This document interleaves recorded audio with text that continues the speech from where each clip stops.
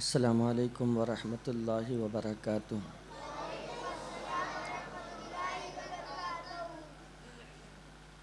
الحمد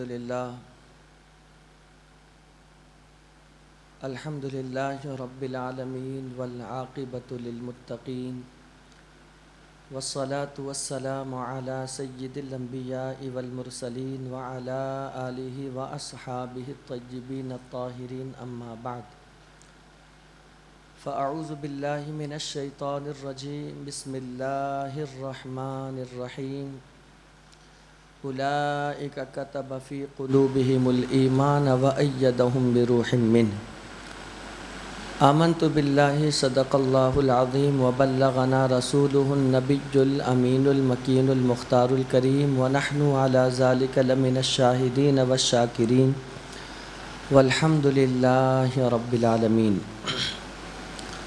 عزیزان محترم، میں نے قرآن مقدس کی جس آیہ کریمہ کی تلاوت کرنے کا شرف حاصل کیا ہے، اس کے متعلق کچھ معروضات پیش کرنے سے قبل آئیے ہم اور آپ مل کر انتہائی ادب و احترام کے ساتھ اپنی اور ساری کائنات کے مرکز عقیدت نیر تاباں شاہ خوباں مکین گنبد خضرا ہم غریبوں کے غمگسار نائب پروردگار احمد مجتبیٰ جناب محمد الرسول اللہ ارواحنا فدا صلی اللہ علیہ وسلم کی بارگاہ گوہر بار میں جس طریقے سے درود پاک پڑھاؤں بآواز بلند پڑھنے کی کوشش کریں۔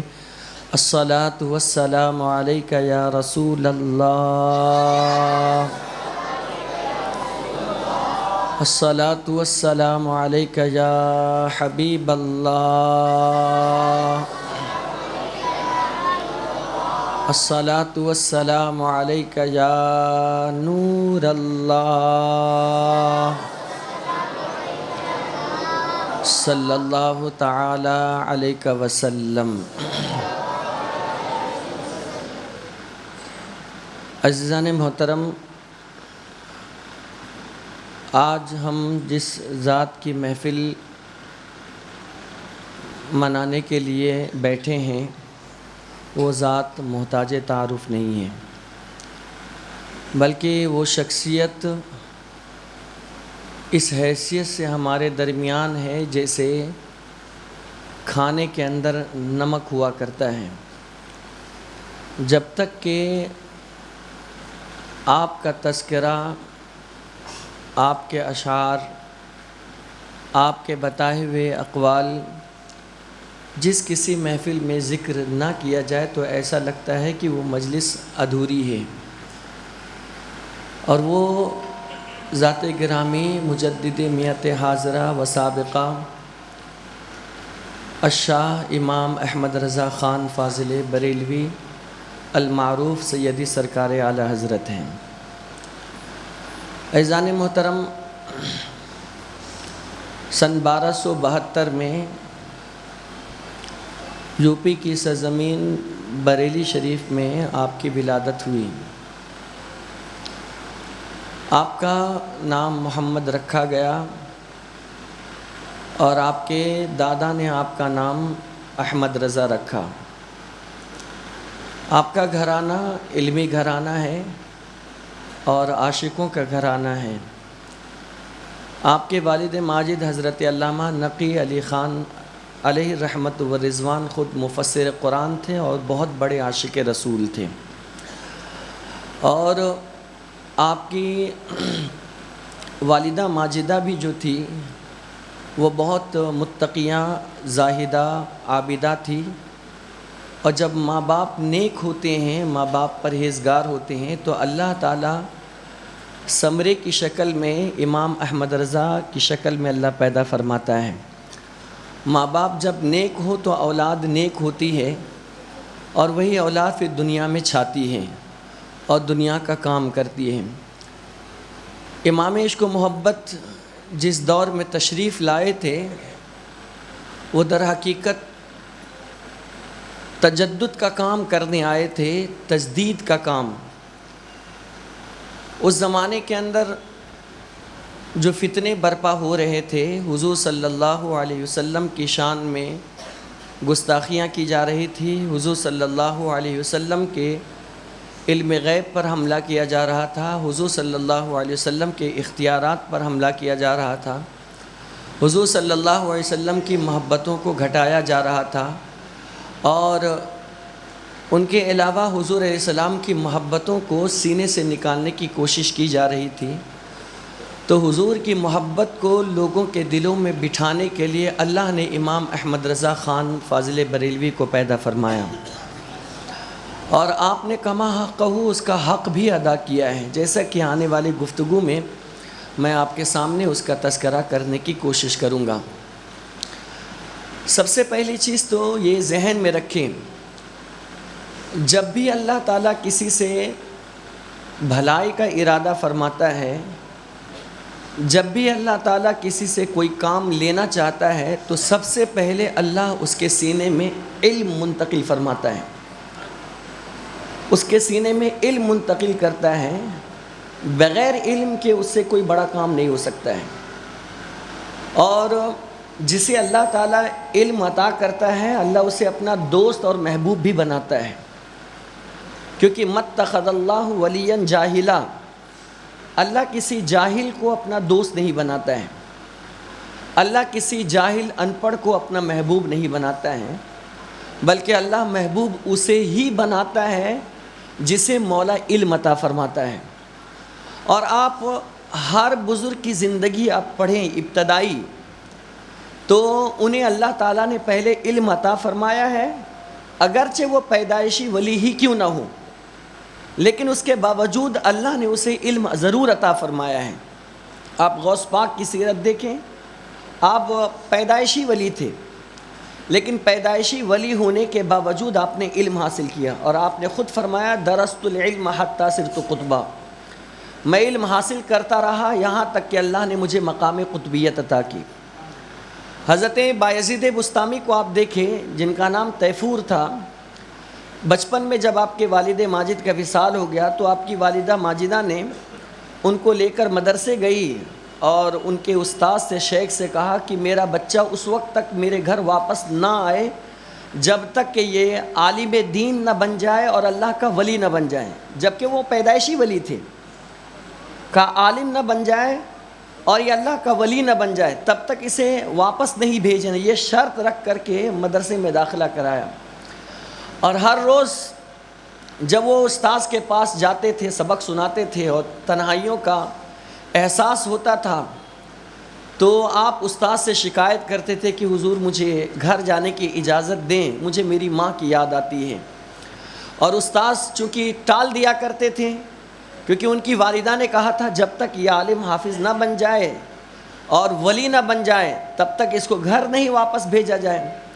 جب کئی دنوں کا اصرار ہوا تو جان چھڑانے کے لیے استاذ نے یہ کہہ دیا کہ اگر تم ایک ہفتے کا سبق ایک دن میں سنا دو گے تو ہم تمہیں جانے کی اجازت دیتے ہیں۔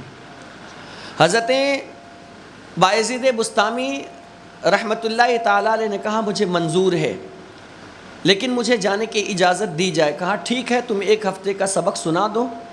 آپ نے ایک ہفتے کا سبق آپ نے 1 گھنٹے میں یاد کر لیا، لیکن چونکہ اس دن نہیں سنایا، جب دوسرے دن کلاس لگی تو آپ سب سے پہلے استاذ کے پاس جاتے ہیں اور 1 ہفتے کا سبق 1 دن میں اپنے استاذ کو سنا دیتے ہیں۔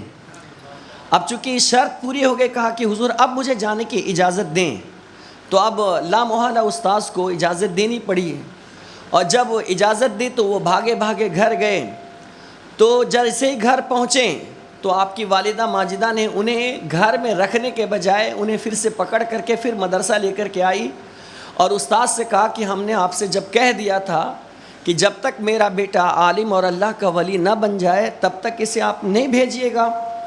تو استاذ نے کہا کہ آپ کا بیٹا عالم بھی ہے اور اللہ کا ولی بھی ہے، اس لیے کہ میں نے جو شرط رکھی تھی کہ 1 ہفتے کا سبق جو ہے 1 دن میں سنا دینا، اور یہ کسی عام کی بات ہے ہی نہیں، عام بچے کی، کہ وہ 1 ہفتے کا سبق وہ 1 دن میں سنا دیں۔ یہ علماء بیٹھے ہوئے ہیں، 1 دن کا سبق 1 دن سنانے میں کتنی محنت لگتی ہے وہ یہ جانتے ہیں۔ تو یہ خدا داد صلاحیت ہی ہوتی ہے کہ اللہ تعالیٰ کسی کو یہ توفیق دے یا جسے اپنا محبوب بنا لے، اس کے اندر اللہ یہ صلاحیت پیدا فرماتا ہے۔ سیدنا مخدوم اشرف سمنانی کو آپ دیکھیں، 7 سال کی عمر میں قرۃ سبا کے مالک ہو گئے تھے، اور معانی، اس کے اسرار، مفاہیم اور شان نزول اور ہر طرح ہر زاویے سے قرآن کو صرف 7 سال کی عمر میں آپ نے مکمل سمجھ لیا تھا۔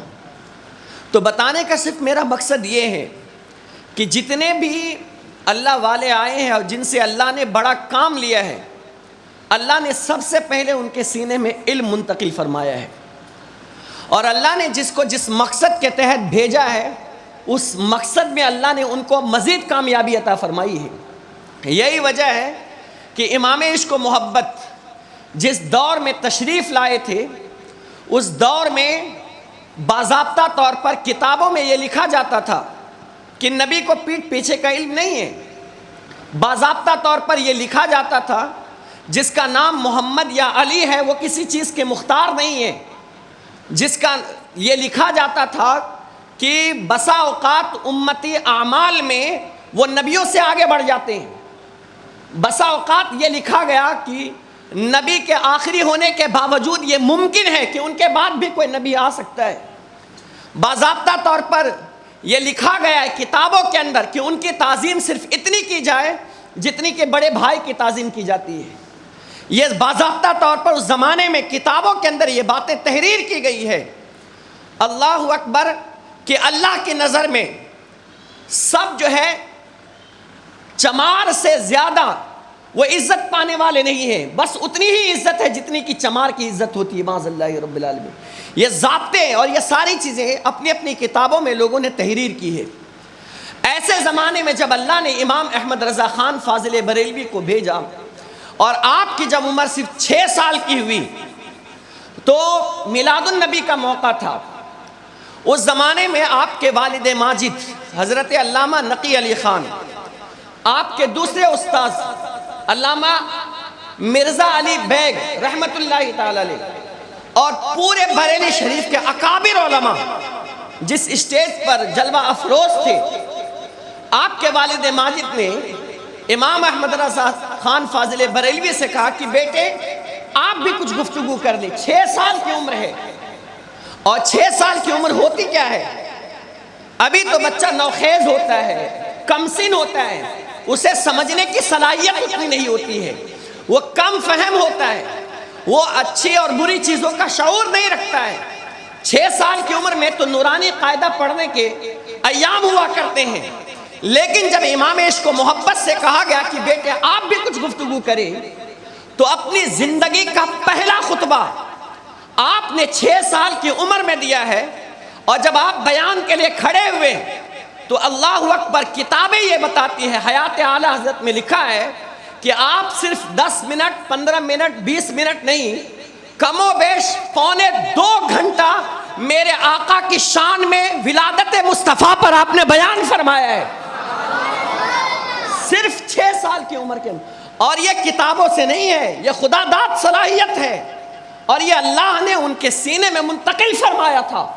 اور صرف لچے دار ہی نہیں تھی گفتگو، قصے کہانیاں نہیں بتائی گئی تھی، صرف ادھر ادھر کے واقعات نہیں بتائے گئے تھے، بلکہ 6 سال کی عمر میں امام عشق و محبت نے جو ترتیب رکھی تھی، وہ پہلے قرآن پاک کی مختلف آیات آپ نے پیش کی، پھر آقا کی شان میں جو احادیث وارد ہوئی ہے وہ احادیث پیش کی، پھر سلف صالحین کے اقوال پیش کیے، اور اس انداز میں قرآن و حدیث کی روشنی میں آقا کی شان ہے کیا، 6 سال کی عمر میں امام احمد رضا خان نے لوگوں کے درمیان عشق مصطفیٰ پر، ولاد مصطفیٰ پر اور شان مصطفیٰ پر آپ نے بیان فرمایا تھا 6 سال کی عمر کے اندر۔ یہ اللہ کی عطا ہے، یہ اللہ کی عطا، اللہ جسے چاہے، ذالک فضل اللہ یؤتیہ من یشاء، یہ اللہ جسے چاہے عطا فرما دے۔ اور جب 8 سال کی عمر ہوئی تو آپ نے علم نحو پر، ہدایت النحو پر آپ نے اس پر تشریح لکھی اس کی پوری، وہ بھی عربی کے اندر۔ ہم عجمی ہیں، اور عجمی انسان سالوں پڑھتا ہے، سالہ سال پڑھتا ہے، لیکن اس سے کہو کہ وہ عربی میں گفتگو کرے، اس سے کہو کہ وہ عربی میں بات کرے، اس سے کہو کہ وہ عربی میں کتابیں لکھے، بہت مشکل کام ہے۔ بلکہ ہم عالم ہو گئے، فاضل ہو گئے اور کئی سال ہو گئے، لیکن کما حقہ عربی میں گفتگو کرنے ہم کو بولا جائے تو ہم بول نہیں سکتے ہیں، کما حقہ ہم کو گفتگو کرنے دیا جائے ہم کر نہیں سکتے ہیں۔ لیکن امام عشق و محبت کی شان یہ ہے 8 سال کی عمر میں ہدایت النحو کی، وہ بھی اردو میں نہیں عربی میں شرح لکھ ڈالی، عربی میں شرح لکھ ڈالی۔ یہ اللہ تعالیٰ کی طرف سے امام عشق و محبت پر خاص فضل تھا، جو خاص انہی کا حصہ تھا جو اللہ نے انہیں عطا فرمایا تھا۔ اور 13 سال کی عمر تک، 13 ساڑھے 13 سال کی عمر میں آپ مکمل علوم پر دسترس حاصل کر لیں گے، 13 ساڑھے 13 سال کی عمر میں۔ اور جس دن آپ مفتی بنے ہیں اسی دن آپ بالغ بھی ہوئے ہیں، اور اسی دن اپنی زندگی کا پہلا فتویٰ بھی لکھا ہے اسی دن، اور اسی دن آپ پر نماز بھی فرض ہوئی ہے، امام عشق و محبت۔ اور جب 14 سال کی عمر ہوئی تو آپ کے والد ماجد نے مسند افتاء پر آپ کو بٹھا دیا تھا۔ بدایوں کی سرزمین پر کوئی مسئلہ پیش آ گیا، وہاں کے امیر نے ایک استفتاء لکھا اور پورے بدایوں میں پھیلا دیا کہ اس کا جواب دو، مختلف علماء کے پاس، اور سب نے اس کا جواب لکھا، اور سب نے ایک ہی جواب لکھا کہ یہ جائز نہیں ہے، یہ ناجائز ہے، یہ جائز نہیں، یہ ناجائز ہے۔ لیکن اس شہر کے امیر نے کہا کہ ایک استفتاء جو ہے بریلی بھی بھیجا جائے۔ اس زمانے میں حضرت علامہ نقی علی خان کا بڑا نام تھا، وہ مفسر قرآن تھے، تو وہاں سے جب وہ استفتاء لایا جاتا ہے اور حضرت علامہ نقی کی بارگاہ میں پیش کیا جاتا ہے تو آپ نے کہا کہ فلاں حجرے میں چلے جاؤ، وہاں مفتی صاحب بیٹھے ہوئے ہیں، یہ خط وہاں دے دو اور اس کا جواب تمہیں وہاں دے دیا جائے گا۔ جب وہ اندر گئے تو نہ کوئی مفتی پایا نہ کوئی عالم، چونکہ ہمارے دماغ اور تصور میں کیا ہے، عالم وہ ہے جس کی بڑی داڑھی ہو، جس کا بڑا پیٹ ہو، جو پان زیادہ کھاتا ہو اور وہ یوں چلتا ہو، ایک الگ کیفیت تصور۔ جبکہ عالم ہونا یہ موٹے پن کی یا گھنی داڑھی ہونے کی یا وغیرہ وغیرہ یہ نشانی نہیں ہے، یہ نشانی جوان بھی عالم ہو سکتا ہے، جیسے یہ سارے جوان عالم آپ کو نظر آ رہے ہیں، اور اسی میں ہم بھی ہیں الحمدللہ رب العالمین۔ ہماری حالت تو یہ ہے کہ ہم کہیں جاتے ہیں تو کوئی ہم کو عالم سمجھتا ہی نہیں ہے، عالم ہم کو سمجھتا ہی نہیں کہ یہ بھی عالم ہے، اور میں تو ویسے بھی عالم نہیں ہوں، میں تو ایک ادنا طالب علم ہی ہوں۔ جب میں کلکتہ گیا تھا بیان کے لیے 2017 میں، ان لوگوں نے میری تقریر سنی تھی مسجد میں، تو ان کی خواہش تھی کہ مولانا کو لے چلیں گے، اور بمبئی سے میں اکیلا تھا اور وہاں سے بڑے بڑے علامہ صاحب لوگوں کا بیان تھا، تو میری تاریخ لے لی انہوں نے، اور جب ایئرپورٹ پر پہنچا تو یوں ہی کرتا پائجامہ پہنا اور نارمل ٹوپی اور بیگ ہم نے بازو میں لٹکائے ہوئے۔ ایئرپورٹ سے جب باہر نکلے تو فون پہ بات کیا، میں نے تو کہا ہم سامنے کھڑے ہیں۔ جب ہم وہاں پہنچے تو بیگ تو ہاتھ میں لے لیا انہوں نے، کہا حضرت کہاں ہیں؟ انہوں نے کہا حضرت کہاں ہے؟ تو میں نے کہا کہ میں ہی ہوں۔ اب وہ اوپر سے نیچے دیکھے مجھے بار بار کہ یہ بھی کوئی حضرت ہو سکتے ہیں یا نہیں، یہ ایک ایسا مسئلہ ہو گیا۔ خیر انہوں نے جیسے تیسے قبول کر لیا، چونکہ وہ جانتے نہیں تھے مجھے۔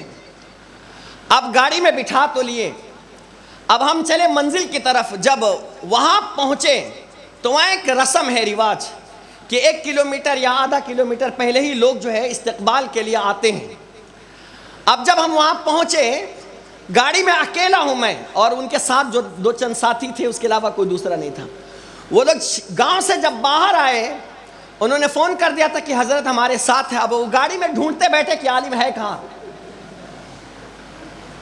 عالم ہے کہاں؟ تو ہم نے ان سے بتایا کہ ہم ہی ہیں۔ آپ یقین جانیں ہم تقریر کیا کریں گے، جب تک ہم وہاں تھے ہم پر ہی تقریر چالو تھی کہ تم کو کس نے بلا لیا، تم کون ہو، تمہارے رشتہ دار کون ہے، تمہارے یہاں ماموں خالہ کا کوئی بیٹا پھوپھا تو نہیں ہے، یعنی خوب تقریر۔ اور اتفاق ایسا کہ جس نے ہماری تقریر سنی تھی وہ اس وقت وہاں پہنچا نہیں تھا، تو ہم نے ان کو فون کیا کہ بھیا ہمیں یہاں سے واپس کرو، کہیں شفٹ کر دو ورنہ دن بھر ہم پر ہی تقریر چالو ہو جائے گی۔ پھر کسی حافظ صاحب کے گھر میں ہمیں شفٹ کیا گیا، اور پھر جب ہم نے رات میں تقریر کی تو پھر اس کے بعد ہم بھی عالم ہے جنہوں نے ہم پر تانا کسا تھا، جنہوں نے ہمیں برا بھلا کہا تھا کہ تم کو کس نے بلا لیا، ہمارا سارا پیسہ برباد کر دیا گیا، وہی لوگ فون نمبر لیتے تھکے نہیں، اور وہ آج بمبئی کی زبان میں سیلفی لینا وہ لیتے تھکے نہیں، اور تقریباً اب تک کے اس علاقے میں مختلف علاقوں میں تقریباً 5 سے 7 مرتبہ آپ جا چکا ہوں۔ نہیں گئے تھے تو کوئی جانتا بھی نہیں تھا کہ ہم بھی عالم ہیں، اور ایسا ہوتا ہے ہمارے ساتھ، اکثر دھوکا ہوا ہے، چونکہ ہمارے یہاں تصور ہے نا کہ عالم وہی ہوگا جس کا پیٹ بڑا ہو، داڑھی بڑی ہو، وہ 4 مالے کی ٹوپی پہنتے ہو، اور یہ جو میں آج پہنا ہوں نا، یہ پہننے کی وجہ بھی یہی ہے، ورنہ میری عادت ہی نہیں ہے، میں جمعہ کی نماز میں بھی صرف جبہ پہن کر اور امامہ شریف پہن کے خطاب کرتا ہوں، اور یہ باہر پہننے کی وجہ ہی یہی ہے کہ تاکہ کم سے کم الناس باللباس تو ہو جاویں، کہ لباس کے ذریعے سے ہی کم سے کم عالم تو نظر آئے۔ جیسے حضرت شیخ سعدی علیہ الرحمہ جب ایک دعوت میں گئے ایک سیٹھ کے گھر، تو بڑے بڑے لوگ آئے تھے، رؤساء امراء، اور شیخ سعدی علیہ الرحمہ سادے لباس میں گئے، اس امیر نے پوچھا ہی نہیں، آپ کو دھیان ہی نہیں دیا، آپ اٹھ کر چلے گئے، اور جب دوبارہ تشریف لائے تو اچھا لباس پہن کر آئے، جب اچھا لباس پہن کر آئے تو وہی امیر جس نے دعوت دی تھی، حضرت تشریف لائے، حضرت تشریف لائے، کھانے کے لیے بٹھاؤ۔ جب کھانے پر بٹھایا حضرت شیخ سعدی کو، تو آپ کھانے کے بجائے اپنے کپڑے کو رکھ کر کہتے تھے بخور بخور کھا، تو کہتے حضرت یہ کیا کر رہے ہیں آپ، کپڑے کو کھلا رہے ہیں، تو آپ فرماتے تو نے مجھے دعوت نہیں دی ہے، تو نے میرے کپڑے کو دعوت دی ہے، اگر تو نے مجھے دعوت دی ہوتی تو میں پہلے بھی آیا تھا، لیکن تو نے توجہ نہیں کی، تو نے کپڑے کو دعوت دی ہے، اس نے میں کھلا رہا ہوں۔ تو انہیں کی سنت پر عمل کرتے ہوئے یہ میں نے آج یہ پہن کر آیا، ورنہ عالمی تصور نہیں کیا جاتا ہے۔ بہرحال یہ بیچ میں جملہ معترضہ کے طور پر میں نے کچھ گفتگو کر دی۔ تو امام عشق و محبت اس وقت 14 سال کے تھے اور اندر بیٹھے ہوئے تھے، تو علامہ نقی علیہ الرحمہ نے فرمایا کہ جاؤ اندر مفتی صاحب بیٹھے ہوئے ہیں، یہ پرچہ انہیں دے دو۔ جب وہ اندر گئے تو انہیں کوئی مفتی صاحب نظر ہی نہیں آیا کہ ہے کون، پھر واپس پلٹ کر کے اور کہا کہ حضرت جواب تو ہم نے آپ سے لینی ہے، اور اندر تو کوئی مفتی ہے ہی نہیں، وہاں ایک بچہ بیٹھا ہوا ہے۔ کہا وہ بچہ نہیں ہے، وہ اس وقت سب سے بڑے مفتی وہی ہے، اسے جاؤ دے دو، وہ اس کا جواب لکھ دیں گے۔ پھر بھی اس انسان کا دل مطمئن نہیں ہوا، لے تو گیا، فوراً جیسے ہی آپ نے سوال پڑھے پلٹا اور اسی کے پیچھے جواب لکھ دیا، اور جواب لکھنے کے بعد دستخط لگا کر مہر لگا دی، پھر اپنے والد ماجد کے پاس اس کو بھیجا، اور بھیجنے کے بعد انہوں نے بھی اس کو پڑھا اور لکھ دیا والجواب صحیح، جواب صحیح ہے، اور انہوں نے بھی مہر ثبت کر دی۔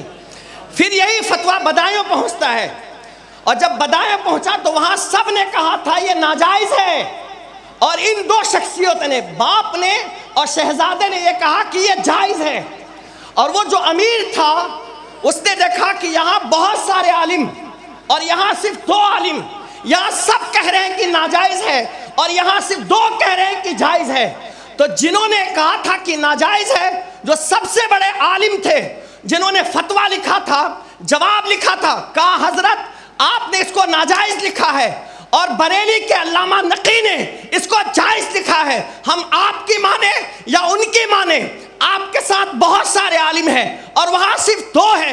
کہا وہ جواب مجھے پیش کیا جائے۔ جب آپ جواب پڑھنا شروع کرتے ہیں، اس کے نکات کو پڑھتے ہیں، اس کی باریکی کو پڑھتے ہیں، وہ طرز استدلال کو پڑھتے ہیں، اللہ اکبر، اس جواب کو پڑھنے کے بعد وہ فرماتے ہیں کہ جواب صحیح وہ نہیں ہے جو میں نے لکھا ہے، بلکہ جواب وہ صحیح ہے جو احمد رضا نے لکھا ہے، جواب وہ صحیح ہے جو احمد رضا نے لکھا ہے۔ تو کہا پھر اتنے سارے علماء نے دستخط کیسے کر دیے؟ کہا ان سب نے مجھ پر بھروسہ کرتے ہوئے دستخط کیا ہے، لیکن انہوں نے جو لکھا ہے وہ قرآن و حدیث پر عمل کرتے ہوئے اور بھروسہ کرتے ہوئے اس مسئلے کو لکھا ہوا ہے، صرف 14 سال کی عمر کے اندر۔ یہ ہے امام عشق و محبت کی شان، اور حدیث پر عمل کرنے کا جذبہ، اور حدیث سے تعلق۔ آپ سے پوچھا گیا تھا کہ آپ جو ہے جب پڑھاتے ہیں تو پڑھانے میں آپ کتنی کتابیں زیر مطالعہ رکھتے ہیں؟ حدیث کی کتابیں جب آپ پڑھاتے ہیں تو زیر مطالعہ کتنی رکھتے ہیں؟ آپ نے فرمایا تھا تقریباً 50. کتنی؟ تقریباً 50 کتابیں میں زیر مطالعہ رکھتا ہوں. 50 کتابیں. اور ہمارے ہاں تو بغیر مطالعے کے ہم درسگاہ میں پہنچ جاتے ہیں. ہفتے ہفتے مطالعے نہیں کرتے ہیں, پڑھتے نہیں. یہی وجہ ہے کہ آج عالم پیدا کم ہو رہے ہیں اور عالم کے لبادے میں جہلا کی تعداد بڑھتی چلی جا رہی ہے. فیض نہیں مل رہا ہے, وہ روحانیت نہیں مل رہی ہے, وہ کمال نہیں آ رہا ہے, وہ خوبیاں نہیں آ رہی ہے, وہ اس کے رسالت جو درسگاہ سے ملنی چاہیے وہ ہمیں نہیں مل رہی ہے. وہ طلبہ جو کن ذہن ہوتے ہیں, استاذ کی دعا کی بدولت جن کی تقدیریں بدل جاتی ہیں, آج وہ فیض نہیں مل رہا ہے. وجہ کیا ہے کہ استاذ نہ مطالعہ کرتا ہے اور نہ استاذ باوضو بیٹھتا ہے, نہ استاذ اللہ رسول سے مدد طلب کرتا ہے, بلکہ جس حال میں ہے وہ حدث کی صورت میں ہے یا کسی اور صورت میں ہے, وہ اسی صورت میں پڑھانا شروع کر دیتا ہے. اس لیے وہ عالم بھی بے فیض ہے اور طالب علم بھی بے فیض نظر آ رہا ہے. اسی وجہ سے علماء کی شکل میں جہلا کی تعداد بڑھ رہی ہے. الا ماشاء اللہ بافیض تلامذہ چاہیے تو استاذ کو چاہیے کہ وہ باوضو درسگاہ میں بیٹھے, باوضو بیٹھے, اپنے آقا پر پہلے درود پڑھے, اپنے آقا پر درود پڑھ کر کے وہ خوشبو لگائے, وہ معطر ہونے کے ساتھ ساتھ معمم بھی ہو, امامہ پہن کر کے بیٹھے. بلکہ میں پڑھ رہا تھا تو میری نظر سے وہ واقعہ بھی گزرا جو امام مالک رضی اللہ عنہ کیے تھے. امام مالک مدینے کے سب سے بڑے عالم اپنے وقت کے تھے, یہ علماء جانتے ہیں, سب سے بڑے عالم تھے مدینے کے. لیکن جب ان کے پاس لوگ سوال کے لیے آتے نا تو دو طرح کے لوگ آتے, ایک مسئلے مسائل کے لیے آتے تھے اور ایک حدیث پوچھنے کے لیے آتے تھے. جب مسائل کے لیے لوگ آتے نا تو امام مالک رضی اللہ تعالیٰ عنہ اسے یوں ہی فوراً جواب دے دیتے تھے اور اسے رخصت کر دیتے تھے. لیکن اگر کوئی یہ کہتا تھا کہ مجھے رسول پاک کی حدیث سننی ہے تو کہتا تھا کہ ٹھہرو ٹھہرو, رکو رکو. آپ اندر جاتے تھے اور ایک میں ہے کہ آپ غسل کرتے تھے اور غسل کرنے کے بعد آپ اچھا لباس پہنتے تھے اور اس کے بعد اپنے جسم پر خوشبو لگاتے تھے, اپنے سر پر امامہ باندھتے تھے اور کوئی اونچی جگہ پر بیٹھتے تھے اور پھر کہتے تھے کہ سائل کو اندر بلایا جائے. اور سائل جب اندر آتا تھا اس کے بعد بڑے ہی ادب و احترام کے ساتھ وہ رسول پاک کی حدیث انہیں سناتے تھے, انہیں پڑھ کر کے بتاتے تھے. تو کسی نے اعتراض کیا, امام مالک آپ اتنے بڑے امام ہیں, جب آپ سے کوئی فقہ کے مسائل پوچھنے کے لیے آتا ہے آپ اسے دروازے پر ہی جواب دے کر کے اسے رخصت کر دیتے ہیں, لیکن کوئی حدیث پوچھنے کے لیے آتا ہے آپ اتنا اہتمام کیوں کرتے ہیں؟ آپ جو ہے اتنے بڑے گدے پر بیٹھ کر کے پھر لوگوں کو کیوں بلاتے ہیں؟ تو آپ ارشاد فرماتے, لوگوں سنو ذرا یہ تو دیکھو کہ میں کس کا فرمان پڑھ کر کے سنا رہا ہوں. اس جیسی ہستی نہ رسول پاک سے پہلے کوئی پیدا ہوئی ہے نہ ان کے بعد کوئی پیدا ہو سکتی ہے. اسی وجہ سے میں آقا کی حدیث شان کے ساتھ سنایا کرتا ہوں. اسی وجہ سے ان کے شاگردوں میں پیدا ہوئے تو امام شافعی رحمۃ اللہ تعالی علیہ پیدا ہوئے. یہ اثر ہے, استاذ جتنا مؤدب ہوگا, استاد جتنا پرہیزگار ہوگا, استاذ جتنا متقی ہوگا, ان کی زبان میں بھی اللہ اتنی ہی تاثیر پیدا فرمائے گا. علامہ تفتازانی رحمۃ اللہ تعالی کیا تھے؟ کن ذہن تھے, کن ذہن تھے. ان کے استاذ ہر روز انہیں تانا دیتے تھے کہ تو فلاں ہے, تو پاگل ہے, تو ایسا ہے. لیکن استاذ تھے ویسے, وہ روز روتے تھے. علامہ تفتازانی جب ننھے سے تھے اور دعا کرتے تھے, ایک دن استاذ نے بہت ڈانٹا, بہت ڈانٹا, اتنا ڈانٹا کہ رلا دیا. علامہ تفتازانی رات میں سوتے ہیں, آخری پہر اٹھتے ہیں اور جب اٹھے 2 رکعت نماز پڑھی تہجد کی اور سر سجدے میں رکھ کر کے اللہ سے دعا کرنے لگے, خوب رونے لگے. اے اللہ میں پڑھنا چاہتا ہوں، تیرے دین کو میں اپنے سینے میں نقش کرنا چاہتا ہوں، اے اللہ میں تیرے دین کی تبلیغ کرنا چاہتا، لیکن میں اپنے استاذ کو خوش نہیں کر پاتا، اپنے استاذ کو سبق نہیں سنا پاتا، اور دل سے اللہ کو پکار رہے ہیں۔ بس استاذ کی ڈانٹ کیا تھی، ان کا رونا کیا تھا، سجدے میں بلکنا کیا تھا، کہ جب تھوڑی دیر ہی گزری رسول پاک بذات خود تشریف لے کر کے آئے اور ان کے سینے، ان کے پشت پر ہاتھ پھیرا، اور ہاتھ پھیرنے کے بعد انہیں اٹھایا، اور مصطفیٰ جان رحمت نے اپنے سینے سے سینہ لگا کر کے جو کچھ سینے میں تھا علامہ تفتازانی کے سینے میں منتقل فرما دیا۔ اللہ اکبر، جو کچھ بھولے تھے، جو پڑھے تھے، وہ صرف سینہ لگانے کی وجہ سے اللہ نے سب کچھ علامہ تفتازانی کے سینے میں منتقل فرما دیا۔ جب دوسرے دن درسگاہ میں بیٹھتے ہیں اور استاذ نے جب سبق کی شروعات کی اور پڑھانا شروع کیا تو فلاں جملے پر یہ اعتراض، فلاں جملے پر وہ اعتراض، فلاں جملے پر یہ اعتراض، جب اعتراض کرتے کرتے تھک گئے اور استاذ کو کوئی جواب نہ بن پڑا، علامہ تفتازانی کو ایک کمرے میں لے گئے اور قدم پکڑ لیا اور کہا بیٹے کل تک کہ میں تجھے ڈانٹتا تھا، کل تک تجھے ان پڑھ کہتا تھا، کل تک میں تجھے جاہل کہتا تھا، کل تک تجھے فلاں کہتا تھا، آج تجھے کیا ہو گیا کہ تو ایسے سوالات کر رہا ہے کہ تیرے سوالوں کا میرے پاس کوئی جواب نہیں ہے، آخر یہ تجھے کہاں سے آیا؟ وہ کہتا ہے یہ میرے راز کی بات ہے، میں آپ کو بتا نہیں سکتا، لیکن استاذ کا احترام تھا، استاذ اس بچے سے محبت کرتے تھے، بظاہر ڈانٹتے تھے، کہا بیٹے تجھے خدا کا واسطہ، تجھے مصطفیٰ کا واسطہ مجھے بتایا جائے کہ ایک دن کے اندر تیرے زندگی کے اندر تبدیلی کیسے آئی جب خدا رسول کا واسطہ پیش کیا۔ تو وہ بچہ کہتا ہے جب کل آپ نے مجھے ڈانٹا نا، اگر آپ نہ ڈانٹتے تو میں روتا نہیں، اور میں روتا نہیں تو سجدے میں جا کر اللہ کو پکارتا نہیں۔ جب میں نے اللہ کو پکارا، رسول پاک سے میں نے فریاد طلب کی، تو میرے آقا بذات خود تشریف لے کر کے آئے تھے اور انہوں نے اپنے سینے سے سینہ لگا کر کے مجھے سب کچھ عطا فرما دیا۔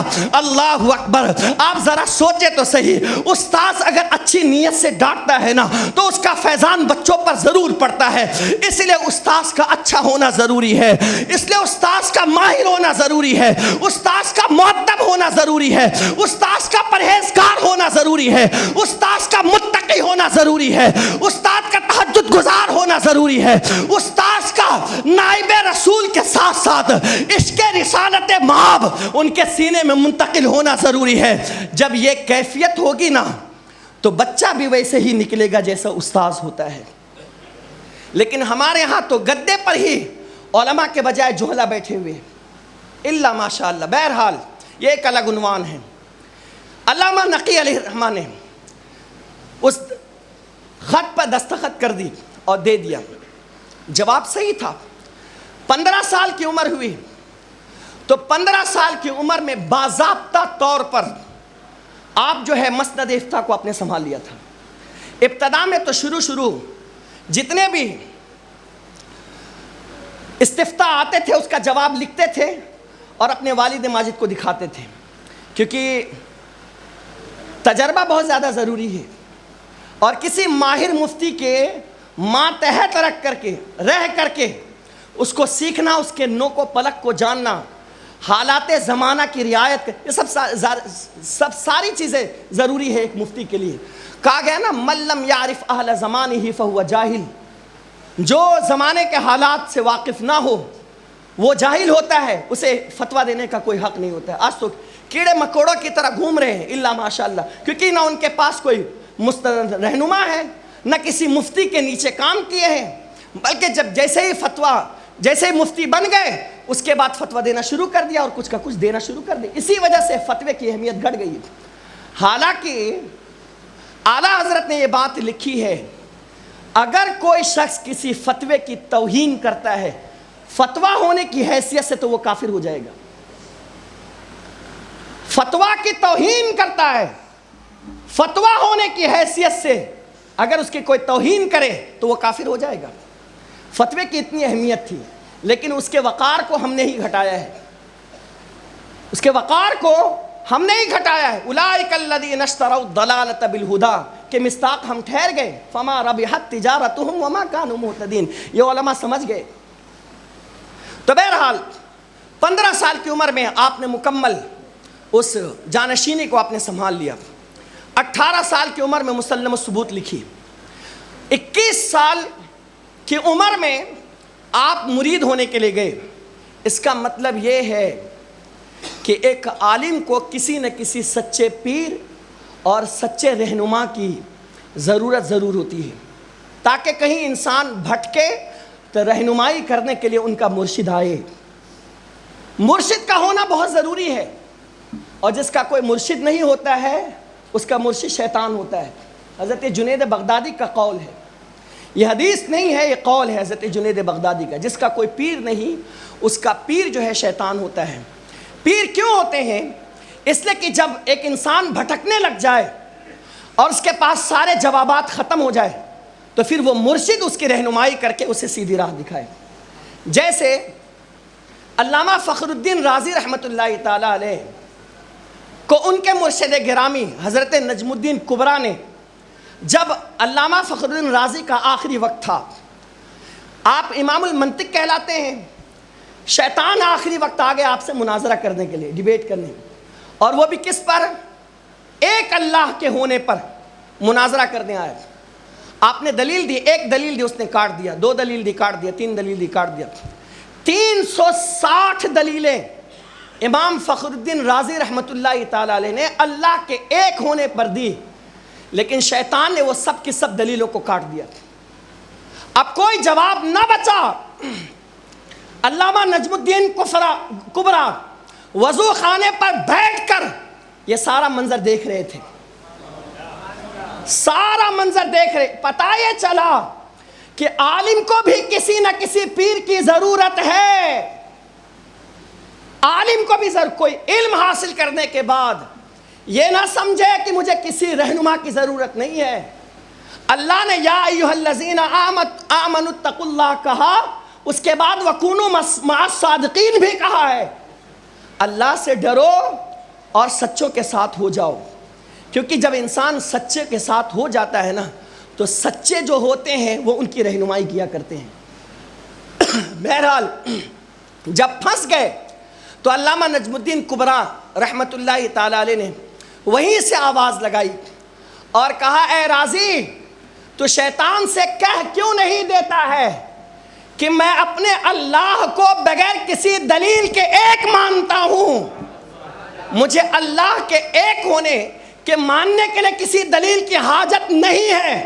جب یہ جملہ کہا تو اسی وقت آپ کی روح قفس عنصری سے پرواز کر گئی, ورنہ پھنس گئے تھے, پھنس گئے. ان کے مرشد نے, لیکن شرط یہ ہے کہ مرشد بھی ویسا ہو, وہ نیمبو پھرانے والا نہ ہو, ناریل پھڑوانے والا نہ ہو, نماز سے دور کرنے والا نہ ہو, وہ اپنا کلمہ نہ پڑھاتا ہو بلکہ وہ رسول اللہ کا جانشین بناتا ہو, عاشق بناتا ہو. وہ ایسا مرشد رہے تب تو ٹھیک ہے, ورنہ آج تو ہر گلی میں ایک پیر گھوم رہا ہے, ہر گلی میں ایک ڈھونگی گھوم رہا ہے, ہر گلی میں ایک بابا گھوم رہا ہے, الیاذ باللہ, اور دین کا سارا ستیہ ناش کر دیا ہے. بہرحال اچھے پیر بھی ہے آج دنیا میں, اللہ نے ان کو تلاش کرو جو شریعت و سنت کے پابند ہوتے ہیں, رسول پاک کے عاشق ہوتے ہیں, ان کا سلسلہ رسول اللہ تک جا کر کے ملتا ہے. ان کے پاس اتنا علم ضرور ہوتا ہے کہ وہ اپنے سارے مسائل از خود کتابوں سے حاصل کر لیتے ہیں. یہ پیروں کی نشانی کتابوں میں بتائی گئی ہے, جن کے اندر یہ ساری نشانیاں ہو وہ صحیح پیر اور مرشد ہوتا ہے. ایسو کہیں ہاتھ میں ہاتھ دینے کی کوشش کرے. بہرحال حضرت امام عشق و محبت امام احمد رضا خان فاضل بریلوی رضی اللہ تعالیٰ عنہ 21 سال کی عمر میں ماہریرہ شریف تشریف لے جاتے ہیں. جب جانے لگے اور آپ ماہریرہ کے راستے پر پہنچتے ہیں, آپ کے پیر و مرشد شاہ آل رسول جو ہے کبھی اپنے حجرے سے باہر آتے, کبھی راستے پر کھڑے ہوتے, کبھی حجرے کے دروازے پر آتے, کبھی راستے میں جاتے, کبھی باہر آ رہے, کبھی اندر جا رہے, کبھی راستے پر جا رہے. آپ کے مریدوں نے کہا کہ حضور آپ اس وقت اس انداز میں یہ حرکتیں کیوں کر رہے ہیں, کبھی آنا کبھی جانا, کبھی آنا کبھی جانا. آپ جواب میں ارشاد فرماتے ہیں جواباً کہ مجھے بریلی سے ایک عاشق رسول کے آنے کی خوشبو آ رہی ہے, میں انہیں کا انتظار کر رہا ہوں, آنے کی خوشبو آ رہی ہے. اور مرشد گرامی کہہ رہے کہ مجھے عاشق رسول کے آنے کی خوشبو آ رہی ہے. اور اشعار جو لکھا ہے آپ نے کمال کا لکھا ہے.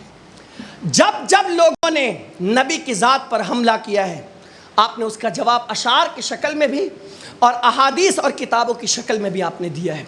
بہرحال آپ مرید ہو گئے.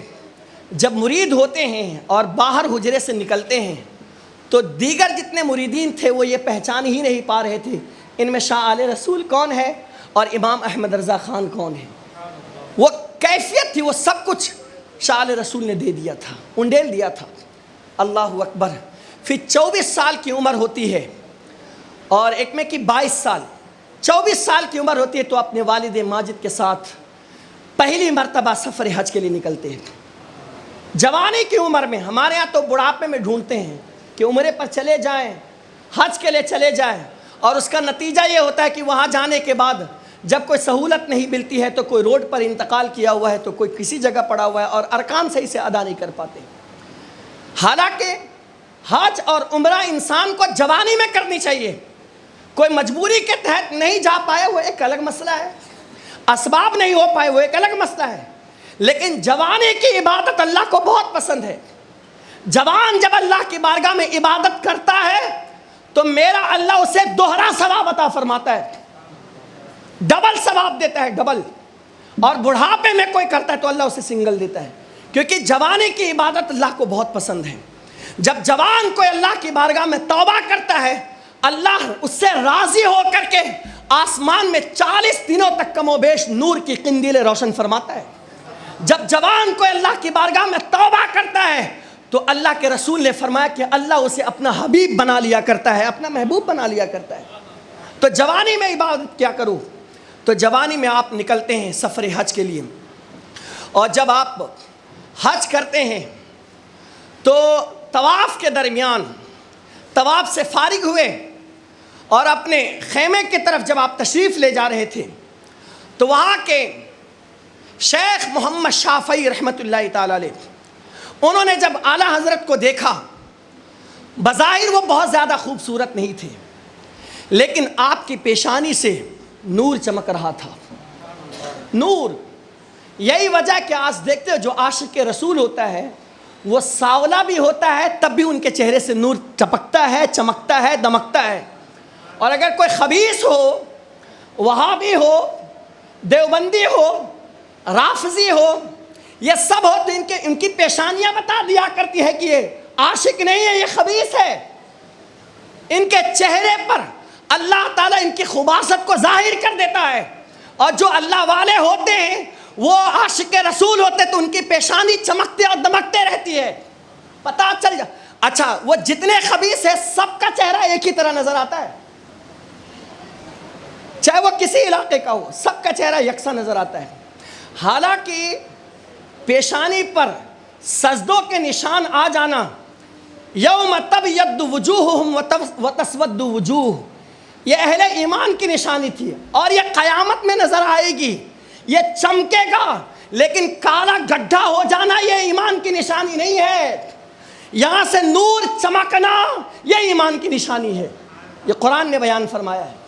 بہرحال جب آپ وہاں گئے تو انہوں نے آپ کی پیشانی کو بوسہ دیا اور بوسہ دینے کے بعد فرمایا کہ شہزادے میں تمہاری پیشانی کو اس لیے نہیں چوم رہا، بوسہ دے رہا کہ آپ بڑے خوبصورت ہیں، بلکہ آپ کی پیشانی سے اللہ کا نور چمک رہا ہے اور دمک رہا ہے، اسی بنیاد پر آپ کی پیشانی کو میں بوسہ دے رہا ہوں.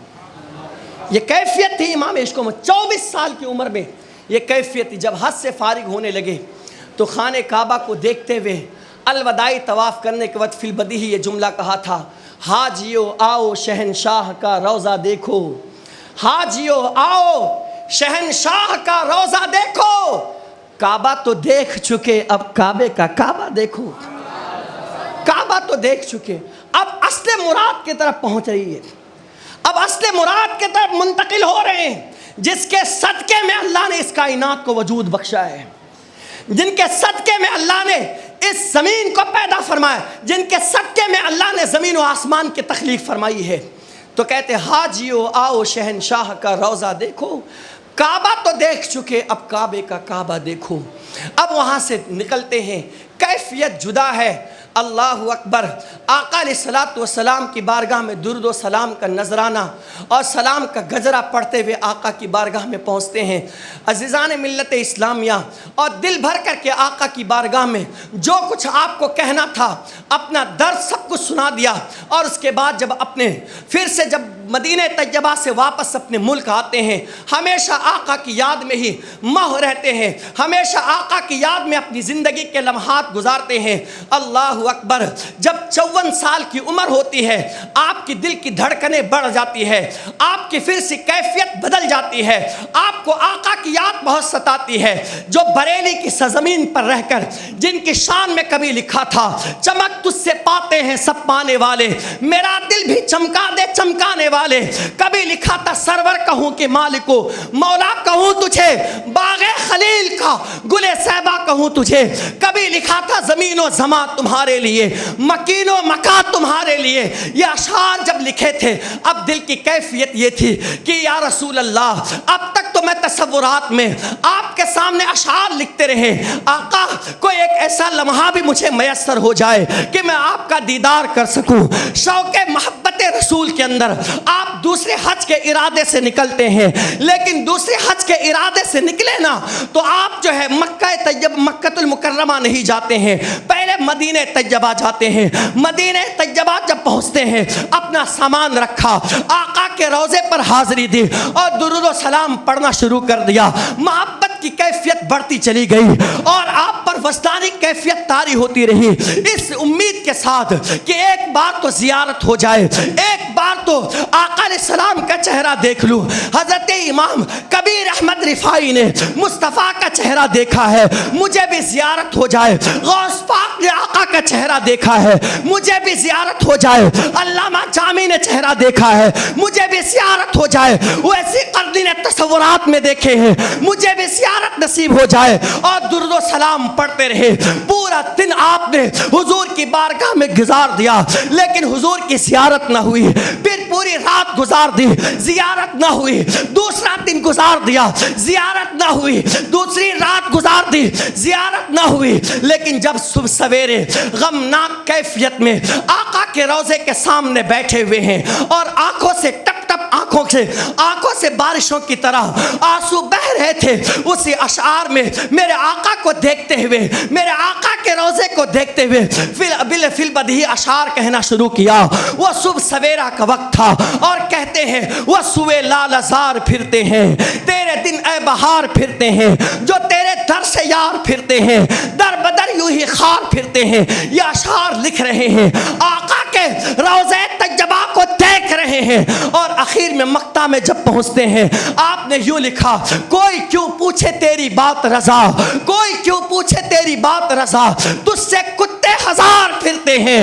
جب اپنے آپ کی طرف لفظ کتا کی نسبت کی میرے آقا علیہ الصلوۃ والسلام کی محبت جو ہے وہ جوش میں آتی ہے، حاطف غیبی سے یہ آواز آتی ہے، اے احمد رضا، اگر تمہارے علاوہ کوئی اور ہوتا تو اسے خواب میں اپنی زیارت کرا دیتا، اگر تمہارے علاوہ کوئی اور ہوتا کسی اور طریقے سے زیارت کرا دیتا، لیکن جس انداز میں تم نے اپنی نسبت میری طرف کی ہے تو تمہیں خواب میں نہیں دکھایا جائے گا، بلکہ سارے پردے چھٹ جاتے ہیں اور براہ راست مصطفیٰ کا دیدار کر لیا کرتے ہیں، مصطفیٰ کا دیدار کرتے ہیں۔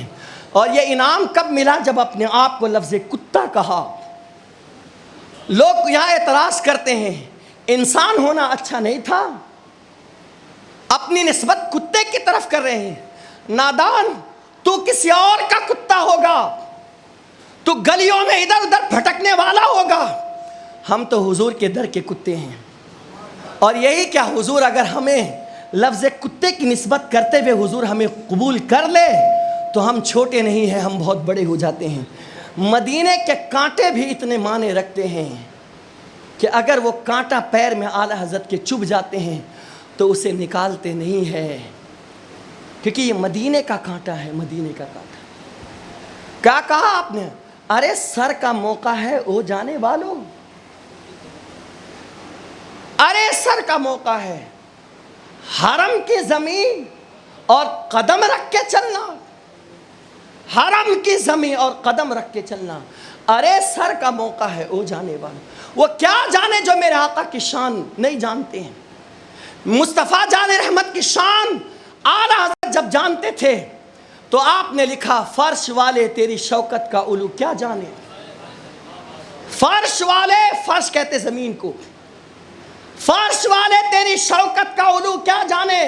ارے وہ ابو بکر صدیق جو خلوت میں حضور کے ساتھ رہے، جلوت میں حضور کے ساتھ رہے، غزوات میں حضور کے ساتھ رہے، محافل میں حضور کے ساتھ رہے، ان کا اٹھنا حضور کے ساتھ تھا، ان کا بیٹھنا حضور کے ساتھ تھا، وہ ہجرت میں حضور کے ساتھ رہے، غار ثور میں حضور کے ساتھ رہے، حتیٰ کہ جب تک ظاہری طور پر حیات سے تھے وہ حضور کے ساتھ ہی تھے، اور جب قبر میں تشریف لے گئے ہیں تب بھی وہ حضور کے ساتھ ہی ہے، اور جب قبر سے اٹھیں گے تب بھی وہ حضور کے ساتھ ہی رہیں گے۔ ایسا ساتھی جو ہر لمحہ مصطفیٰ کے ساتھ رہنے والا ہو۔ لیکن ان سے خطاب کرتے ہوئے میرے آقا فرماتے یا ابا بکر، یا ابا بکر لم یعرفنی حقیقتا غیر ربی، اے ابو بکر میری حقیقت کو میرے رب کے علاوہ کوئی نہیں جانتا ہے، کوئی نہیں جانتا ہے۔ تم نبی کے علم غیب پر اعتراض کرتے ہو۔ اعلیٰ حضرت نے تقریباً 8 گھنٹے کے اندر، وہ بھی حرم میں لکھے، الدولۃ المکیہ، حرم میں لکھا جبکہ وہاں کوئی کتاب نہیں تھی، اور 35 سے زائد علماء نے اس پر دستخط کر کے، کوئی آپ کو حجت الاسلام کہہ رہا ہے، کوئی آپ کو امیر المومنین فی الحدیث کہہ رہا ہے، کوئی فقہ کا امام کہہ رہا ہے، کوئی اپنے وقت کا ثانیہ امام اعظم کہہ رہا ہے، کوئی امام اعظم ابو حنیفہ کا شاگرد کہہ رہا ہے، کوئی جو آپ کے فتوے کو پڑھتا ہے تو اس نتیجے پر پہنچتا ہے کہ اگر امام احمد رضا خان امام اعظم کے دور میں اگر ہوتے تو امام اعظم ان کو امام ابو یوسف کی جگہ پر بٹھاتے اور اپنے شاگردوں میں ان کا شمار فرماتے۔ یہ مقام تھا۔ علامہ سورتی رحمت اللہ، محدث سورتی، علامہ وسیع، تقریباً 50 سال علم حدیث پڑھایا اپنے بخاری شریف، 50 سال، اور حضور اشرفی میاں، اعلیٰ حضرت اشرفی میاں محدث اعظم کا چھچوی ان کے شاگرد تھے، ان کے شاگرد تھے۔ کہا کہ حضور آپ کو ساری حدیثیں یاد ہے؟ بخاری کہا ہاں۔ پھر کہا کہ آپ بڑے ہیں حدیث میں یا اعلیٰ حضرت بڑے ہیں حدیث میں؟ 50 سال علامہ وسیع احمد سورتی رحمت اللہ تعالی، 50 سال بخاری پڑھانے والے، اور بخاری کی ہر حدیث یاد تھی علامہ سورتی کو، پوری حدیثیں، پوری بخاری یاد تھی۔ اللہ اکبر۔ تو کہا آپ بڑے ہیں یا اعلیٰ حضرت بڑے ہیں؟ آپ رونے لگے، آپ دیدہ ہو گئے۔ کہا میرا تقابل ان سے کرتے ہو؟ کاش اس وسیع کو احمد رضا کی درسگاہ میں بیٹھنے کا موقع ملتا، کاش احمد رضا کے درسگاہ میں اس وسیع کو بیٹھنے کا موقع ملتا تو یہ اپنی قسمت پر ناز کرتا۔ اور مجھ جیسا ایک کیا، اگر ہزاروں وسیع آ جائے تو ان کے چھوٹے شاگرد کے برابر بھی کوئی ہو نہیں سکتا ہے۔ احمد رضا کی شخصیت اس شخصیت کا نام ہے جن کو پوری بخاری یاد تھی۔ ایسا علم دیا تھا اللہ تعالیٰ نے امام عشق و محبت کو، اور حضور سے کیسا عشق، حضور کی حدیثوں پر کیسا یقین، اعتماد۔ آپ ہر 7 سے 8 گھنٹے میں ایوریج، اس 7 سے 8 گھنٹے میں آپ ایک کتاب تصنیف فرماتے تھے۔ عالم یہ تھا پڑھنے پڑھانے کا اور کتاب لکھنے کا کہ مفتی نظام الدین صاحب کی بارگاہ میں بیٹھا ہوا تھا، آپ اعلیٰ حضرت کا تذکرہ آپ نے چھیڑا تھا، اسی اثنا میں ہم سب کو نصیحت کرتے ہوئے فرماتے ہیں اعلیٰ حضرت کی شخصیت کو دیکھو، ان کی بیٹی کی شادی ہے، بیٹی کی، امام عشق و محبت کی بیٹی کی شادی ہے، اور ان کے جو بڑے بھائی تھے علامہ حسن رضا خان، وہ بڑے بھائی آ کر کے کہتے ہیں بھیا کل آپ کے بیٹی کی شادی ہے، آپ اپنے وقت میں سے تھوڑا سا وقت نکال لیجئے گا تاکہ آپ اپنی بیٹی کا نکاح پڑھا سکیں۔ آپ شاید اس جملے پر غور نہیں کی، کتنا بڑا جملہ ہے۔ اتنا بھی پتہ نہیں تھا کہ میری بیٹی کی شادی ہے، اور آپ کے بڑے بھائی نے پورے گھر کی کفالت کی ذمہ داری اپنے سر لے لیا تھا اور کہا تھا بھیا آپ کام کرو، رسول اللہ کے دین کی تبلیغ کرو، لکھے کتابیں آپ، اور ان کی بیٹی کا عقد مسنون طے کر دیا۔ کس سے کیا گیا ہے یہ بھی امام احمد رضا کو معلوم نہیں تھا۔ اتنا بھی وقت آپ نے نہیں دیا کہ میری بیٹی کا نکاح کس سے ہو رہا ہے۔ صرف ایک دن باقی تھا، کل شادی ہونی ہے، اور آج آ کر کے بھائی کہتے ہیں کہ کل آپ کے شہزادی کی شادی ہے، تو آپ فرماتے ہیں کیا ساری تیاری پوری ہو چکی ہے؟ یعنی یہ بھی نہیں معلوم کہ شادی کی تیاری کے لیے کیا کیا سامان لگتے ہیں۔ معلوم سے مراد آپ نے تیاری میں ایک ذرہ بھی حصہ نہیں لیا۔ اس طریقے سے آپ نے دین کو پھیلایا اور تجدید کا کام کیا ہے۔ یہی وجہ ہے اللہ اکبر کہ آپ دیکھیں ہر صدی میں جس نے جو لکھا ہے، لیکن اس صدی کے اندر کیا کہا کسی شاعر نے، وادی رضا کی کوہ ہمالا رضا کا ہے، وادی رضا کی کوہ ہمالا رضا کا ہے، جس سمت دیکھیے وہ علاقہ رضا کا ہے۔ اگلوں نے تو لکھا ہے بہت کچھ علم دین پر، جو کچھ ہے اس صدی میں وہ تنہا احمد رضا کا ہے۔ میرے پیارے آقا علیہ السلام کے پیارے دیوانوں، آپ ذرا اندازہ تو کریں کتابوں کے مطالعے کا شوق کتنا تھا، پڑھنے پڑھانے کا شوق کتنا تھا، دنیاوی چیز سے اتنے فارغ تھے کہ اپنی بیٹی کی شادی تک کے بارے میں پتہ نہیں ہے۔ بس اتنا سا وقت نکالا کہ اللہ اکبر کہ اپنی بیٹی کا عقد مسنون کر دے، اس کے بعد پھر دینی کاموں میں لگ جاتے ہیں۔ اچانک آپ کو دیکھیں حضور سے کتنا عشق تھا، اللہ اس کے رسول کے باتوں پر کتنا اعتماد تھا۔ آج ہم بھی اپنے آپ کو مسلمان تو کہتے ہیں، اپنے آپ کو کلمہ پڑھنے والے تو کہتے ہیں، نہ تو حدیث سے سچی عقیدت ہے، نہ قرآن پر ہمارا صحیح معنوں میں اعتماد ہے۔ ایک دن آپ نے دن میں گرمی کے موسم میں ظہر کے بعد آپ نے غسل کر لیا۔ جیسے ہی آپ نے غسل کیا تو غسل کرنے کی وجہ سے ٹھنڈا پانی سر پر جیسے ہی آپ نے ڈالا تو اس کی وجہ سے آپ کو ایسا لگا کہ کچھ میرے سر کے اندر چلا گیا، اور اس کی وجہ سے آنکھوں میں درد شروع ہو جاتی ہے۔ آپ نے ڈاکٹر کو بلایا، ڈاکٹر نے جب چیک کیا تو کہا کہ آپ کے آنکھوں میں کتابوں کے مطالعے کی وجہ سے خشکی آ چکی ہے، لہٰذا آپ 15 دن جو ہے کتابوں کو پڑھنا بند کر دیں، کتابوں کو دیکھنا بند کر دیں، کتابوں کی طرف نظر نہ اٹھائے، بلکہ 15 دن تک کے آنکھوں کو آپ ریسٹ دیں، اور یہ فلاں دبائیں لیں آنکھوں میں لے تاکہ آپ کے آنکھوں کی خشکی چلی جائے۔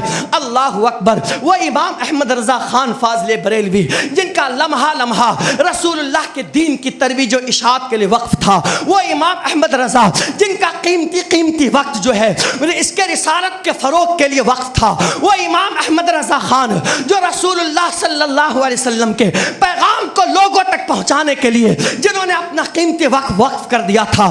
آپ سوچ میں پڑ گئے، ہائے اللہ یہ کیسے پاسبل ہے کہ 15 دن تک کہ میں یوں ہی رہوں؟ اگر 15 دن کے اندر میرے آقا کے امتی کا کوئی مسئلہ درپیش آئے اور اس وقت اگر میں کتابیں نہ کھولوں تو میں قیامت کے دن میں اپنے آقا کو کیا جواب دوں گا؟ اس کیفیت کے ساتھ آپ جو ہے اسی سشو پنج میں رہے کہ میں کیا کروں، ڈاکٹر نے منع کر دیا۔ اسی اسنا کے اندر کچھ دن جب گزرے تو کسی نے کہا کہ آپ کو موتیا بند کی شکایت کا معاملہ ایسا لگ رہا ہے، لہٰذا آپ کتابیں نہ پڑھیں۔ اسی اسنا میں ایک شخص سامنے سے جا رہا تھا جسے موتیا بند کی بیماری تھے، آپ نے اسے دیکھا، فوراً آقا کی وہ حدیث یاد آ جاتی ہے میرے آقا نے جس میں فرمایا تھا کہ اگر کسی شخص کو جس بیماری میں دیکھ لو اور وہ دعا تم پڑھ لو وہ بیماری تمہیں کبھی نہیں لگ سکتی ہے۔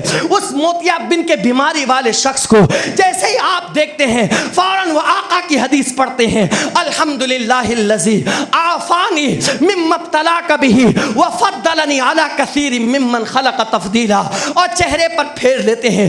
اب اس کے بعد مطمئن ہو گئے، اب مجھے کبھی موتیا بن کی شکایت نہیں ہو سکتی، اب میری آنکھوں میں خرابی نہیں آ سکتی ہے۔ اللہ اکبر، اس کے بعد کتاب پڑھنا شروع کر لیے۔ ایک دن نہیں، 2 دن نہیں. تقریباً 16 سال گزر گئے لیکن آنکھوں کی کوئی شکایت نہیں آتی ہے. اور آپ کتاب پڑھتے چلے جا رہے ہیں.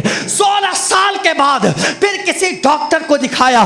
ڈاکٹر نے کہا کہ 4 سال کے اندر اندر ان کی آنکھیں خراب ہو جائے گی, موتیابند کی بیماری پکڑ لے گی. میں دعوے کے ساتھ کہتا ہوں امام عشق و محبت مسکرا رہے تھے کہ مجھے موتیابند کی بیماری کیسے ہو سکتی ہے, کیونکہ میرے آقا کی حدیث میں نے پڑھ رکھی ہے. وہ 4 سال بھی گزر گئے, 20 سال ڈاکٹروں نے کہا ان کو موتیابند کی بیماری ہے, لیکن امام احمد رضا کہتے ہیں مجھے موتیابند کی بیماری نہیں لگ سکتی ہے. 20 سال گزرنے کے بعد 10 سال اور ایسے گزرے کہ اس میں آنکھوں کی تکلیف بھی نہیں آئی. لوگوں نے کہا اے احمد رضا خان, آخر ہم سب ڈاکٹر اتنی کتابیں پڑھے ہیں, حالات پڑھے ہیں, لیکن ہم یقین کے ساتھ ایسے مریضوں کو بتاتے ہیں کہ ان کو موتیابند کی بیماری ہے. آخر آپ کیا پڑھتے ہیں جس کی وجہ سے ہم سب ڈاکٹروں کی کتابیں فیل ہو گئی؟ آپ نے برجستہ فرمایا لوگوں سنو, میں اپنے آقا کی حدیثیں پڑھتا ہوں. پہاڑ اپنی جگہ سے ہٹ سکتا ہے, زمین اپنی جگہ سے پھٹ سکتی ہے, کھسک سکتی ہے, لیکن میرے آقا کا فرمان کبھی غلط نہیں ہو سکتا ہے. میرے آقا نے جو کہہ دیا وہ کہہ دیا, وہ پتھر کی لکیر ہے. جیسے میں نے موتیابند کی بیماری کو دیکھا تھا, اس مریض کو دیکھا تھا, میں نے یہ دعا پڑھ لی تھی, الحمدللہ الذی عافانی مما ابتلاک بہ وفضلنی علی کثیر ممن خلق تفضیلا.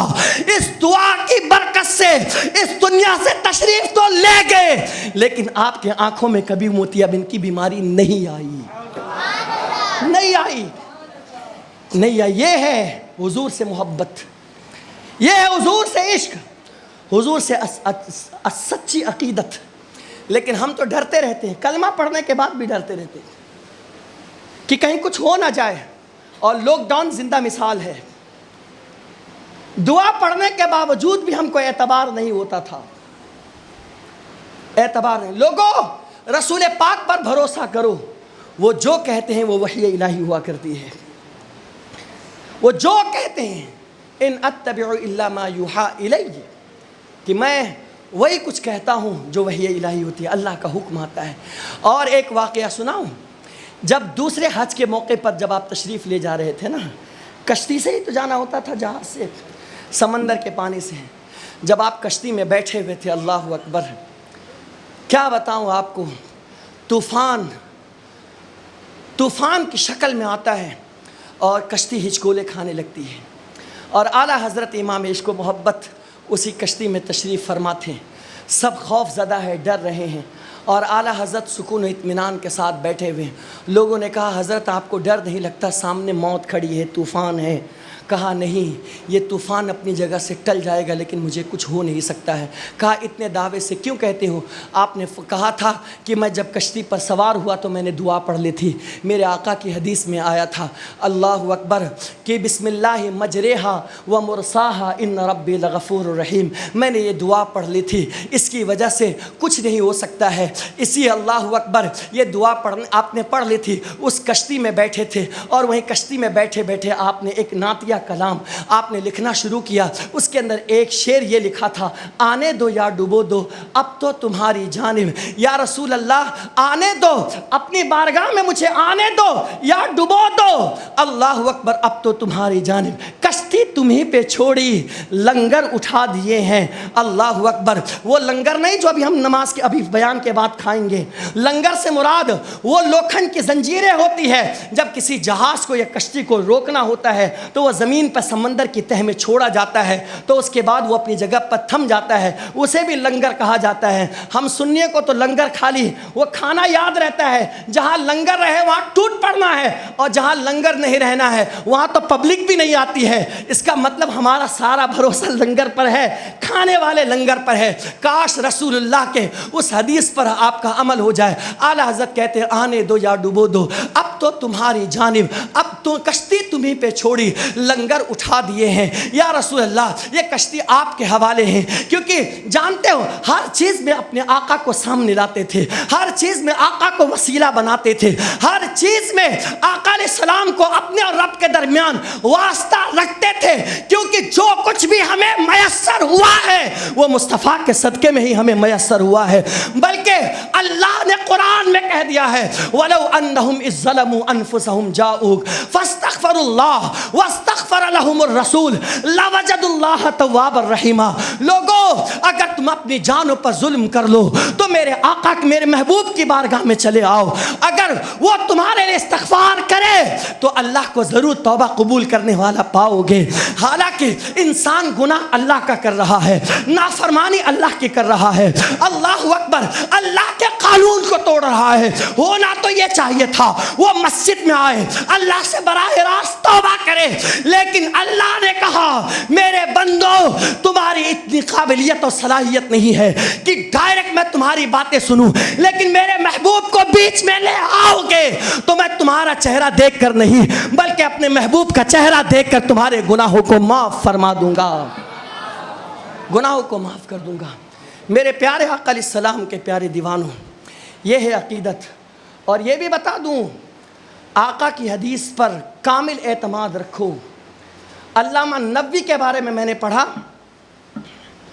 علامہ نووی جس استاذ کی بارگاہ میں بیٹھ کر پڑھ رہے تھے وہ اپنے چہرے کو یوں چھپا کر پڑھاتے تھے، یوں چھپا کر۔ علامہ نووی رحمۃ اللہ تعالی علیہ روز استاد سے درس حاصل کرتے، پڑھ رہے ہیں، لیکن ایک دن یوں چہرے سے پردہ ہٹ گیا تو کیا دیکھا، استاذ کا چہرہ گدھے کی طرح ہے۔ یہ منہ جو ہے نا، اس کی شکل، استاذ کی شکل گدھے کی طرح ہے۔ آپ نے علامہ نووی نے پوچھا کہ حضرت کیا بات ہے، کیا بات ہے، اس کے پیچھے ریزن کیا ہے؟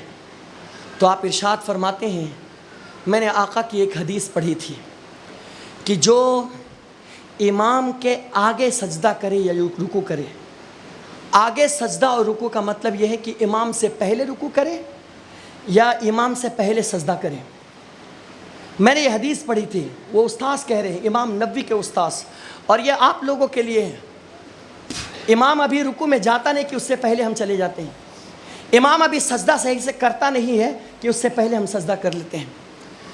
تو کہتے ہیں میں نے یہ حدیث پڑھی تھی کہ جو شخص امام کے آگے رکوع کرتا ہے یا امام کے آگے سجدہ کرتا ہے تو اس کا چہرہ گدھے کی طرح بنا دیا جاتا ہے۔ امام نووی کے استاذ کہتے ہیں کہ میں نے اس حدیث پر یقین نہیں کیا، میں نے اس حدیث پر یقین نہیں کیا کہ ایسے کیسے ہو سکتا ہے کہ اگر کوئی امام سے پہلے چلا جائے تو اس کا چہرہ سور گدھے کی طرح ہو جائے گا۔ کہتے بس اتنا ہی تھا کہ میں نے یقین نہیں کیا، اللہ تعالیٰ نے میرا چہرہ اسی دن جو ہے نا گدھے کی طرح بنا دیا، اسی دن۔ حدیث کو ترک کرنے کا انجام دیکھو، حدیث سنو تو اپنے سر کو جھکا لو، یہ میرے نبی کا فرمان ہے، یہ میرے آقا کا فرمان ہے۔ اعلیٰ حضرت جب حج کے لیے تشریف لے کے گئے تھے تو بخار میں تھے، جب آپ کو افاقہ ہی ہوا تھا کہ اسی اثنا میں بارش ہونے لگی۔ اعلیٰ حضرت نے سوچا کہ جب انسان حرم میں ہو اور طواف کر رہا ہو، طواف کرنے کے لیے جا رہا، اس وقت بارش ہو اور بارش کی حالت میں اگر کوئی طواف کرے تو اللہ کی رحمتیں اس پر برستی ہے۔ حالانکہ ابھی بخار سے آپ فارغ ہوئے تھے، آپ نے فوراً احرام باندھا اور طواف کے لیے چلے گئے اور طواف کرنے لگے، بھیگ گئے، طواف سے فارغ ہوئے، جیسے ہی اپنے خیمے کی طرف آئے آپ کو پھر سے بخار آ گیا۔ آپ سے لوگوں نے کہا کہ حضرت ابھی آپ بخار سے اٹھے تھے اور آپ چلے گئے، اللہ اکبر، طواف کرنے بارش میں بھیگ گئے، دیکھیں آپ کی طبیعت خراب ہو گئی۔ تو کہا لوگوں تمہیں کیا بتاؤں، میں نے آقا کی ایک حدیث پڑھ رکھی تھی، میں نے چاہا کہ اس حدیث پر میں کم سے کم عمل تو کر لوں۔ اور کہا کیا حدیث ہے؟ کہا وہ حدیث تھی کہ جب کوئی انسان بارش ہو اور اس وقت طواف کرے تو جو پانی کے قطرے انسان پر ٹپکتے ہیں وہ اللہ کی رحمتیں ہوا کرتی ہیں، تو میں نے چاہا کہ اللہ کی رحمت سے میں بھی بھیگ جاؤں، نہا لوں، تو اس لیے میں چلا گیا۔ تو کسی نے اعلیٰ حضرت سے کہا حضرت وہ تو حدیث ضعیف تھی، آپ اپنے آپ کو بخار میں ڈالنے کی کیا ضرورت تھی، جان کو مشکل میں ڈالنے کی کیا ضرورت تھی؟ اعلیٰ حضرت برجستہ ارشاد فرماتے ہیں او میرے بھائی، وہ حدیث وہ ہے تو حدیث رسول اللہ کی نا، بس وہ راوی جو حضرات جو جو ہے وہ محدثین کے شرائط پر نہ اترے تھے، ان کی بنیاد پر رسول پاک کی حدیث کو ضعیف قرار دیا گیا، ورنہ وہ تو جملے جو میرے آقا نے کہے ہیں وہ میرے آقا کے لب اطہر سے نکلے ہوئے تھے، اس کے اندر میں اس پر یقین کیسے نہ کروں؟ اللہ اکبر! اسی بنیاد پر میں نے اس حدیث پر عمل کر لیا۔ ایسا عشق تھا اپنے نبی سے۔ یارو اپنے نبی سے محبت کرو، اپنے آقا سے محبت کرو۔ امام عشق و محبت نے ایک حدیث اور پڑھ رکھی تھی، میرے آقا نے فرمایا تھا جس شخص نے ایک نماز جان بوجھ کر کے چھوڑ دی وہ اللہ کے امان سے نکل جاتا ہے، اللہ اکبر، اس کا نام جہنم کے دروازے پر لکھ دیا جاتا ہے، وہ تقریباً 70 سے 80 سال تک کے وہ جہنم میں بلا ناغہ روز جلتا رہے گا۔ امام عشق و محبت سیدی سرکار اعلی حضرت نے ایک حدیث اور پڑھ رکھی تھی کہ میرے آقا کو جماعت کے ساتھ نماز پڑھنا یہ تنہا نماز پڑھنے سے 27 گنا زیادہ افضل درجہ رکھتا ہے، اور حضور کو یہ بات محبت رکھتی تھی۔ آپ بیماری کے عالم میں، نقاہت کے عالم میں اپنے حجرے میں بھی ہوتے نا تو آپ اپنے مریدوں سے کہتے تھے کہ لوگوں مجھے پکڑ کر کے مجھے مسجد لے کر کے چلو تاکہ میں جماعت کے ساتھ نماز پڑھ لوں۔ اللہ اکبر! چاہتے تو اپنے حجرے میں نماز پڑھ سکتے تھے، لیکن جماعت سے اتنی محبت تھی، نماز سے اتنا پیار تھا، کبھی تہجد کی نماز آپ چھوڑتے نہیں تھے۔ لیکن آج عشق رسالت کا دعویٰ کرنے والے، امام عشق و محبت سے محبت کا دعویٰ کرنے والے ایک طرف نیاز کی طرف ٹوٹتے تو ہیں لیکن ان کے نقش قدم پر ہم چلتے نہیں ہیں۔ صاحبوں، اگر آپ کو سچی عقیدت ہے امام عشق و محبت سے، سچا پیار ہے امام عشق و محبت سے، آپ تو نقاہت کے عالم میں بھی نماز کبھی چھوڑتے نہیں۔ چھوڑنا تو درکنار ہے، جماعت بھی کبھی چھوڑتے نہیں تھے۔ اپنے غلاموں اور مریدوں کے ذریعے سے، شاگردوں کے ذریعے سے آپ مسجد پہنچ کر کے جماعت کے ساتھ نماز پڑھتے تھے، لیکن ان کے چاہنے والوں کا حال کیا ہے؟ ان کی مسجدیں ویران ہے، صفیں خالی خالی نظر آ رہی ہے۔ مسجدوں کی صفیں گویا کہ تمہیں اعلان کرتی ہے، او مسلمانوں، اپنے نبی پر کلمہ پڑھنے والوں، کہاں ہو تم؟ یہ صفیں تمہارا انتظار کر رہی ہے۔ آؤ اللہ کے گھر کو آباد کرو، آؤ اللہ کے گھر کو آباد کرو۔